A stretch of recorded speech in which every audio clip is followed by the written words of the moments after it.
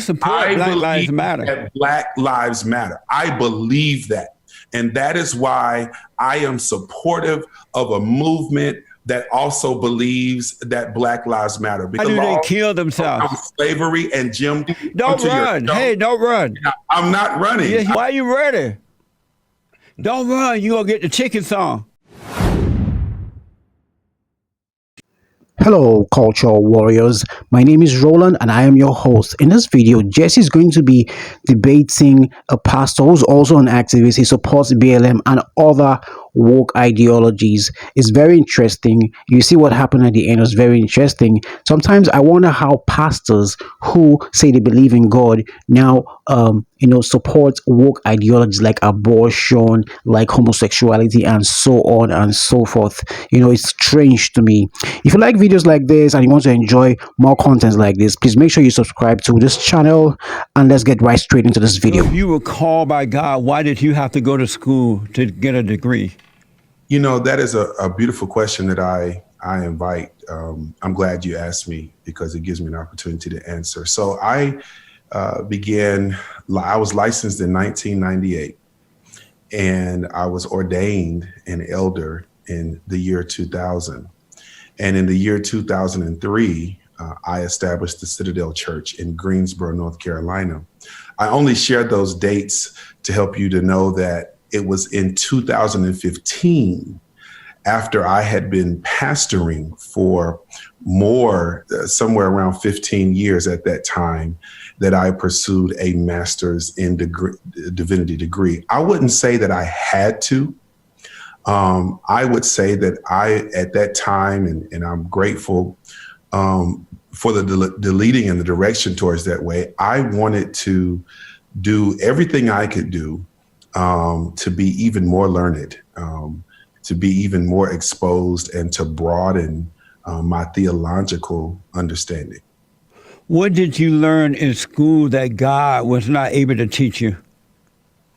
I wouldn't say that I learned things in divinity school that God was not able to teach me. What divinity school offered me was an opportunity to hone the things, to hone my ministry practice. It's almost like, a NFL or NBA or hockey or a soccer recruit that has grown in their own strength and grown in their own agility, that is going to another dimension, in their professionality. And everything that they have garnered and gained in the experience and the training that they bring into it has brought them into the opportunities that actually open broader doors. And so going to divinity school is just like going to the next level.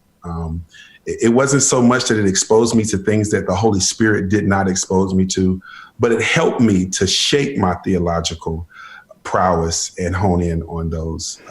So when you say it took you to the next level, is that a level above God?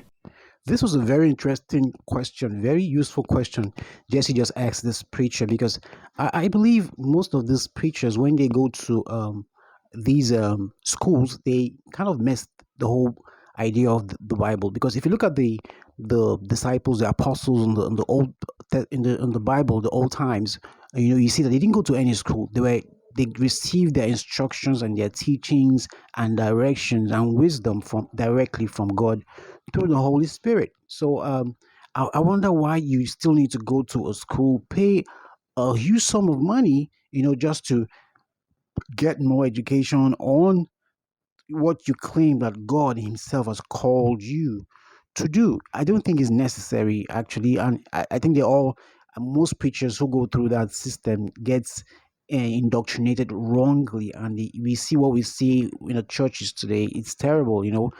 So that's just my opinion about this. So let's continue with the video. You're asking some really easy questions. I thought you was going to hit me with some hard stuff this morning. No, I couldn't. I personally believe that God is too big. God is too great for us to ever know the end of God. I think that God is the wisdom of God confounds even the most wise of man. And so I would never allege that it took me to a place where God could not take me. One of the things that it did is that it also brought me, centered me in the beloved community. When I went to Divinity School, bro, I was studying with people who, without being brought into that community, I would have never touched. I was studying with people from all aspects of life, from all cultures, orientations. In Divinity School, I was studying with transgender people. Did he just say transgender people? You see what I just said earlier? This just proves what I've been saying. These people, I mean, in these schools, they get the wrong doctrine. Because if you read the Bible and you follow instructions and follow God's commandments, you see that God is totally against homosexuality and basically the LGBTQ community. So you see what I just said now. This just confirms it. Let's continue with the video. In Divinity School, Amazing. I was studying with people from Africa, people from Egypt. And I don't mean remotely. I mean, we're all in the same classroom. And those are the experiences that the School of Divinity at Wake Forest helped me. Amazing. So let me ask, do you love white people? Yes, I do. And why would you participate with Black Lives Matter if you love white people? Well, I love white people because I love all people. And there is no discriminant. But why would you participate with Black Lives Matter if you love white people? Black Lives Matter hate white people. Black Lives Matter is not a hate mantra. Why are they burning and destroying and killing cops and all that? But let me ask this first. Well, you give me an opportunity to answer. Do you support Black Lives Matter? I support Black Lives Matter because I believe that Black Lives Matter. Do you know that Black Lives Matter was founded by a bunch of fat, black, radical lesbians who hate God, who hate the nuclear family, who hate men, unborn children? They are communist, socialist society of people. They have no morals, no value. They hate white people and everybody. Are you familiar with that? I know that what you just said is not true. And that's why I have no issue. Well, they said it themselves. They have it on this website. I think they've taken it down now because so many people brought it out. But it's something they said. I'm not making it up. And what your listeners need to understand about Black Lives Matter is that it is not a centralized organization. It is a mantra. It is not a centralized organization where people such as myself and other organizers receive marching orders from the founders whose views and whose persons You're not being honest right now. Have been sensationalized. Well, I actually am being honest. No, you're not being honest. I've interviewed marching orders. I've interviewed them here from the founders of Black Lives Matter. I've interviewed them here on the show. It's an organization founded by a bunch of fat, black, radical lesbians, and you people are supporting them. And the way that you're supporting them by deceiving yourselves and saying that, oh, it's not a movement. It's not an organization. It is an organization, but you people are lying to yourself because you want to support evil while pretending that you're supporting good. Well, actually, that's not true, and that's not where I stand. And I'm a little disturbed at even your first adjective for uplifting the founders of Black Lives Matter. You're calling them fat, black, radical lesbians. Yeah, I would not want to have anything to do with anyone or any entity that's actually spewing that kind of hate, because that's not what we stand for. How is that hate? That's not what I stand for. And I really don't understand how someone's size, body shaming, has anything to do with the work that we're doing in communities all across America. What do you mean by body shaming? I also represent an organization that is nonviolent. an organization that is a peaceful movement, an organization that has Which organization is that? protests. Which is My organization, Justice for the Next Generation. And what you and your viewers need to understand is that Black Lives Matter is not a centralized organization. It is not an organization where we receive marching orders. I'm not signed up on any listserv. I don't have any membership credentials. whether you admit it or not, you support Black Lives Matter. That Black Lives Matter. I believe that. And that is why I am supportive of a movement that also believes that Black Lives Matter, because for far too long, Black lives have not mattered. Only to Black people. Oh, well, I don't believe that's true, because Black people did not write the laws that made it illegal. But why are they killing one another? They kill each other like 90 going. Black people did not write Why the do laws they kill themselves? around slavery and Jim Crow. Black people did not write the laws around suppression. And so I definitely don't believe that Black lives haven't mattered to If Black lives matters to Black people, why are they killing one another? Like 90 going north in every major city, inner city around the country. They are robbing and raping and murdering, and they kill children while they're sitting in their room.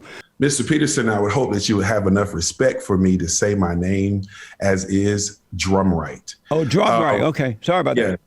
And it is unfortunate that you have alleged that Black people got out of control. If your viewers could see the clip, they can see it. The world sees it. Extracted, then you would see that our marchers was not just Black folks. It was Black and white and Hispanic and Latino. So you feel better about it knowing that other races are a part of it? I feel better about your listeners and your viewers knowing the truth. And you have uplifted as if that this was some Black hate group. You're alleging that, you are spinning that narrative. Oh, let me ask you this. Do radical Black people like you and others, do you think that normal people don't see? I know you guys like do crazy stuff, but you deny that you're doing it. Do you think normal people don't see what you're doing? Well, I'm a normal person, and you have your opinion about what we do. However, let me say that millions of people around the world seen it, and therefore thousands of people flew into Graham, North Carolina, drove into Graham, North Carolina. Because Black people 3 being days used later to stand with us, because the whole world seen it, and the whole world reacted to it.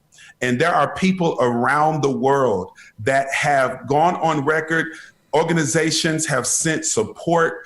Organizations have disavowed what the police there in Alamance County did. And so you're right. People can see for themselves, and we have received overwhelming support. I'm not surprised, because the only purpose of Black people being on earth today is to be used for destruction. If you notice, Black people don't build, they destroy. So whenever you want to destroy something, you rent a Black. But if you want to build, you rent a white. So I'm not surprised that you're getting support from all the evil people around the world, because that's your purpose on earth. Black people's purpose is to destroy. They're not of God. And so is your show destructive? Because you're a Black person too, sir. So I'm Black on the outside, but white on the inside. Your show to be destructive, since you have alleged that the only purpose. I'm not alleging. I'm telling you that that's the way it is.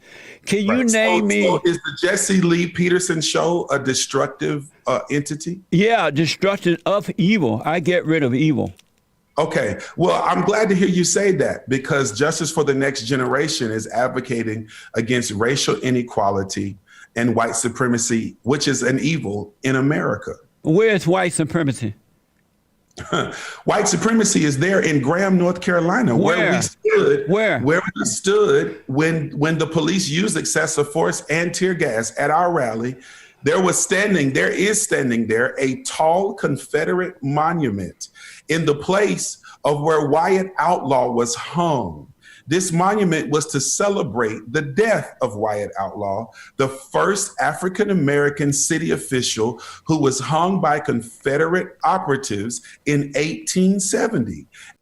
Yeah, the thing I've noticed about black people, including myself, most of us, most black people, we tend to want to live in the past. You see, this slavery issue, this slavery matter is in the past.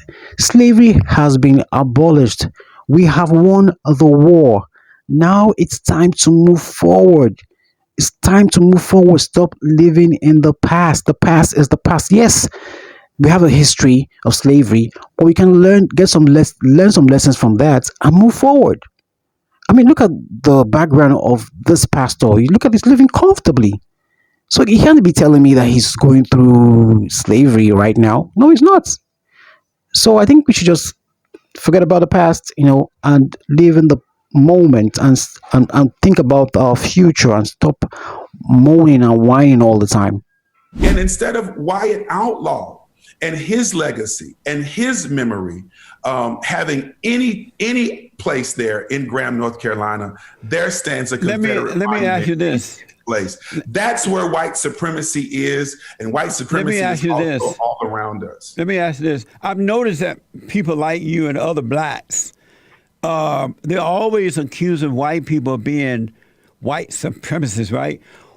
What is wrong with black men and women that they see white people superior to them? Well, I don't accuse all white people of being anything. But I'm asking you, why do black people see white people as that's something new that I'm starting to hear. Why do black people see white people as superior to them, especially black men? I understand why the women see it, because women are weaker than men, normal men. But why do black men see white men superior to them? You know, it's unfortunate to hear you disparage women at a time where a woman has just been elected as the vice president of the United States. She's not elected yet. I definitely don't want your listeners or she has not been elected. She is the vice president elect. No, she's not. And I don't want anyone that is listening to this interview to think that I would have. She is not elected. With the things that you are. But I want to know, why do black men, males like you and others, see white people superior to you? Why do you see it that way? Well, and again, I push back on on even the things that your question suggests, because I do not see all white people as a monolith, and I would hope that you, sir, would not see all black people as a monolith. However, written in and embedded in American history is the sin of slavery. And slavery was definitely an institution that was created to. You're not answering the question. I asked, why do black people see white people superior to them? And therein you have the origins, as far as America is concerned, of white supremacy. When we were brought over here as chattel slaves, not even seen as human beings, not even treated as human beings. You sound like one of them. Institution of white slavery. Hey.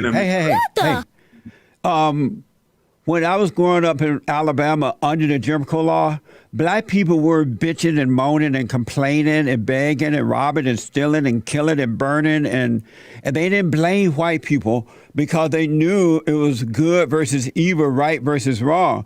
And so black people and white people treated each other the way they would like to be treated. And black people were able to build and do and get along. They weren't begging and calling white people white supremacists. And they did very well then. Why can't y'all do that now instead of begging and blaming and trying to take reparations and all that? Why don't, especially with you call yourself a preacher, you went to preacher school. Where's God in all this if you're begging and blaming white people? Well, it is important for you to be educated on the fact that it is not us against them. There is y'all against them. There are so many white voices, but they're using you. White scholars. They're so much research that has been conducted. But they're using you at the hands and at the intelligence of white people who also understand the institution of white supremacy in America. And it is unfortunate that you would allege that it is black folks that are exclusively uplifting this American horror story of white supremacy. It is. I know there are many scholars and many folks. Scholars are dumb. that Scholars actually are dumb. Some of the most dumbest people on earth today are people with degrees. So it doesn't matter that they have a degree; they're dumber. But let me ask: can you name one place in America where that it is controlled by blacks and most blacks live? That is a beautiful place and everybody want to go live there. Because I've noticed that wherever black people go, they destroy, they don't build. Can you name anywhere in this country where it's controlled by majority black people and majority of black people live there and you want to go live there because it's so nice? Well, by your own allegations, Mr. Peterson, you are a part of the problem. You didn't answer that by question. Your own I asked you to name one place. By your own allegations. Name one location. Prove me wrong. By your own allegations, where you show up in America every day is disparaged just by your blackness. Now, that's not the truth about my blackness. Name me one location where you want to go live there because black people made it nice. America. Name one location. Is that the institutions of America have kept black and brown people. You ought to be shaming yourself. From actually accessing higher education, from accessing public office, from accessing all forms and ranks of American society, which is why perhaps those locations are very ambiguous to us right now. But what we are doing as a people is that we are using our voice and we are using. But why are the black men carrying on like black women? And we are using organizations like Home Justice for the Next Generation. Why are the black men carrying on centuries of racial oppression? Why is it that the black men are carrying on like black women? 20 to 25 minutes of my time, and my time is up. Why are black men carrying on like? Don't run! Hey, don't run! I'm not running. Yes, you are. We have 5 minutes left. Why are black men acting like black women? And I have another interview to get to. Wow. So, Mr. Peterson, thank you so much for this opportunity. I wish you and your ready. Best.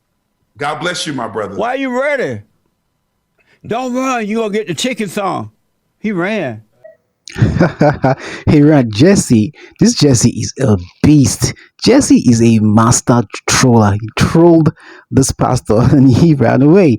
You see, the questions were just too much. But the thing I like about Jesse, even though he trolls, is actually serious and actually asking very, very valid questions. So I guess the pastor couldn't take it anymore, so he had to run. So if you like contents like this, I hope you enjoyed this video.